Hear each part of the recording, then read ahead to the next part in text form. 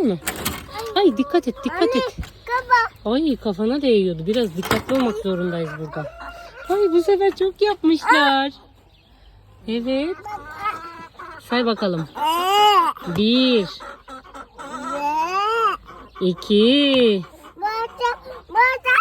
3 Mavi yumurta. Evet. 3 4 Tamam. 5 Var mı da? Evet 6 Onu da koy. 6 Tamam bak burada da var biliyor musun? Burada da var.